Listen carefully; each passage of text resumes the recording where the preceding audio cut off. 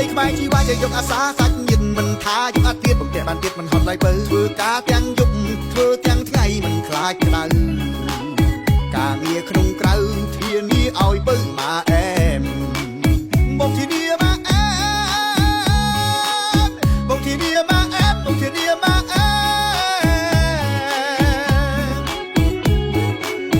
មស្រឡាញ់ប្តីខ្មែរដែលអូនបានខែគេដូនតាឡងខ្មែរដូចជីបងស្មោះណាជីវ៉ាចេះធ្វើទាំងស្រែចេះទាំងធ្វើចំការប្តីខ្មែរខ្លាំងអាចធ្វើបានគ្រប់កិច្ចការរីឯប្រាជ្ញាមិនចាញ់សាសនាឡើយកំឡោះកូនខ្មែរកម្លាំងខ្លាំងដូចកបីឲ្យតែបានស្រីឲ្យធ្វើអ្វីក៏ព្រមធ្វើឲ្យធ្វើពីខាងក្រោមឬក៏ធ្វើពីខាងលើមកក្រោយឆ្វេងស្ដាំក៏បើមិនស្ទះស្ទើរការងារធ្ងន់ស្រាលបើធ្វើបានទាំងអមកប្រមាណក៏បងធ្វើថាឲ្យតែអូនឲ្យធ្វើថាបងពួកឯងចាំធ្វើដែរណាអូន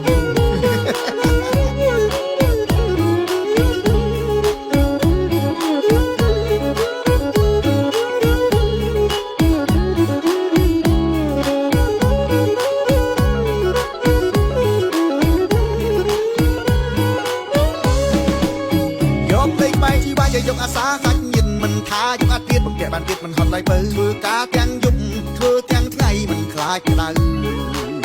ការងារក្នុងក្រៅធានាឲ្យបើមកអែមបងធានាមកអែមបងធានាមកអែមបងធានាមកអែមស្រឡាញ់ប្តីខ្មែរដែលអូនបានខែគេដូនតាឡងខ្មែរដូចជីបងស្មោះណាជីវ៉ាចេះធ្វើទាំងស្រែចេះទាំងធ្វើចំការដីខ្មែរខ្លាំងអាចធ្វើបានគ្រប់កិច្ចការរីឯប្រាជ្ញាមិនចាញ់សាសនាឡើ